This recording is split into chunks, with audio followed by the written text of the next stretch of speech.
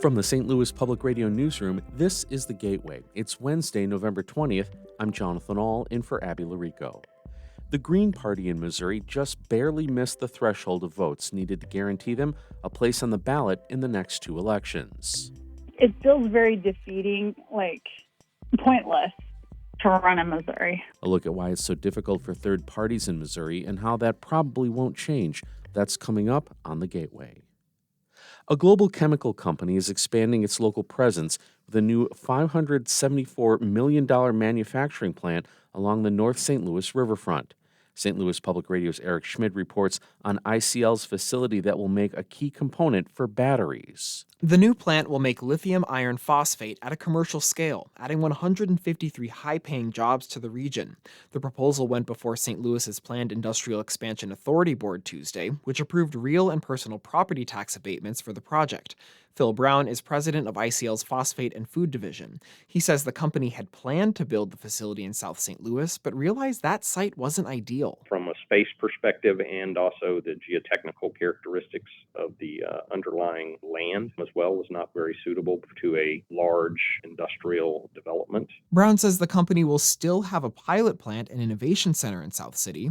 He says the new facility will be the first plant of its kind outside of China. I'm Eric Schmid, St. Louis Public Radio. Police officers in St. Charles County will get a little extra help in helping respond to individuals in a mental health crisis. A federal grant announced yesterday will fund the salary of an officer and a mental health provider who will follow up on 911 calls involving someone who is mentally ill. Amy Konsevich oversees mental health care in emergency rooms of SSM Health's hospitals in the region. She says police officers tell her they feel helpless when responding to individuals with mental illness, even with specialized training. When it comes to knowledge about the comprehensive resources in the St. Louis and St. Charles region, they are very grateful for our presence and for our ability to come and provide empathy and provide support. St. Louis County already has a similar program in place. The grant adds 5 more providers doing follow-up visits there. A second solar panel farm is now operational in East St. Louis. St. Louis Public Radio's Will Bauer reports Ameren, Illinois unveiled the 3,000-panel facility yesterday as the company works to increase its greener energy. This $6.9 million farm was enabled through the state's Climate and Equitable Jobs Act. That legislation, known as CEJA, aims to transition the state to 100% renewable energy by 2050. Ameren, Illinois President and Chairman Lenny Singh says this new solar farm will power a portion of every Ameren customer in the eastern half of town. This facility reinforces CEJA and Ameren's commitment to supporting the clean energy transition, and most importantly, bringing the benefits of clean energy to local communities that have historically been left behind. The massive utility provider finished its other, slightly bigger solar farm in East St. Louis 2 years ago. They have a similar project in East Peoria that remains ongoing.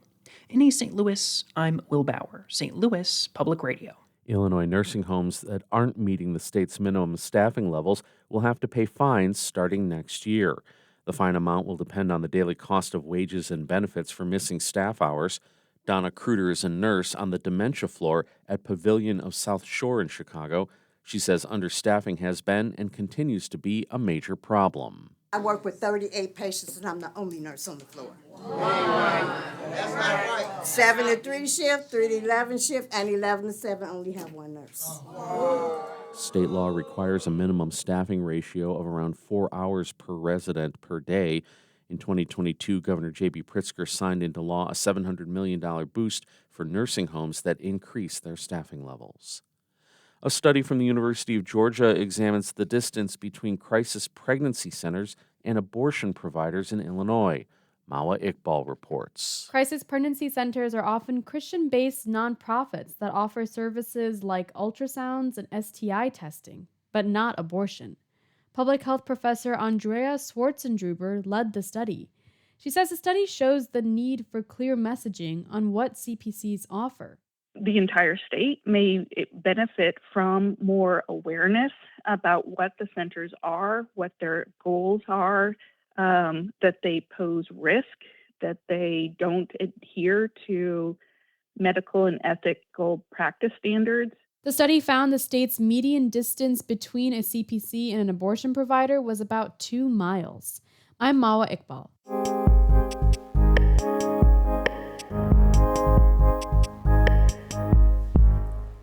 The 2024 election is over, and Republicans swept Missouri. But Democrats aren't the only ones who are disappointed. As Harshan Rattenpal reports, the Green Party missed a major benchmark that would have helped them skip a significant hurdle in future races. America's two-party political system makes it difficult to win without being a Democrat or Republican. One barrier for these candidates is getting their name on the ballot at all. In Missouri, small parties and independent candidates have to spend their resources collecting 10,000 valid signatures to get on the ballot. If they're successful, it doesn't leave them with a lot of time or money left.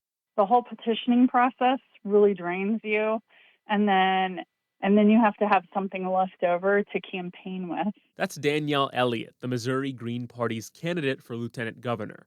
If just one of the party's statewide candidates gets 2% of the vote, the party keeps its ballot access for 4 years without needing to get signatures again. The Missouri Green Party is one of the only ones that has to do this.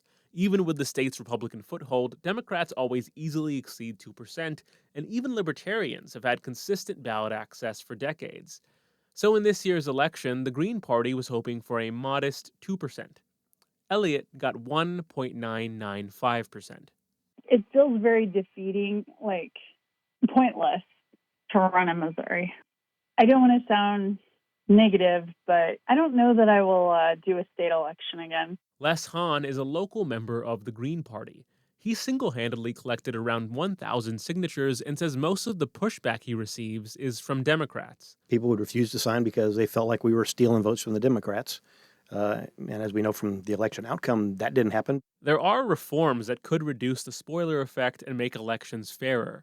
But lawmakers aren't interested in passing those and have done the opposite. It's worth remembering that the legislatures that pass these measures are made up almost exclusively of Democrats and Republicans. That's Gregory Megarian, law professor at Washington University. The one thing that Democrats and Republicans generally can agree about is that they don't want anyone else horning in on their primacy. Megarian says one of the most impactful of those reforms would be changing the way we vote. The winner of most elections in the U.S. is whoever gets a plurality of votes after a single round of voting. That incentivizes people to only vote for someone they think can win rather than who they actually prefer, so they don't split their votes. In contrast, a ranked choice voting system allows people to order candidates by preference. If their favorite candidate gets last place, then their vote goes to their second favorite candidate. The process repeats until a candidate has a majority. And that kind of system is a lot friendlier to minor parties because the voter thinks, okay, I'm not just throwing away my vote, I can rank my preferences. So I can put the Libertarian first, and if she doesn't win, I can go for the Republican second. But by passing Amendment 7 in this year's election, Missouri voters banned ranked choice voting, which the state doesn't use, and also banned non-citizens from voting, which was already illegal. What we just saw here in Missouri is clearly a blueprint for the major parties to resist those reform efforts. They just write a jingoistic ballot measure that has some anti-immigrant stuff and, bury underneath it a ban on a voting system that ordinary voters have no idea what they're voting on. Megarian thinks it can't get any worse for third parties. But as for Missouri's Green Party, they'll keep trying. Elliott says that while she's done running in statewide elections, she'll run for Jefferson County Council in 2026 under the Green Party banner. But if she doesn't win, she says she's done with politics altogether. I'm Harshan Rattenpal. That story came to us from member station KBIA in Columbia. The Gateway is a production of St. Louis Public Radio, music by Ryan McNeely of Adult Fur. We are a member-supported service of the University of Missouri, St. Louis. I'm Jonathan Ahl, and from the St. Louis Public Radio newsroom, this has been The Gateway.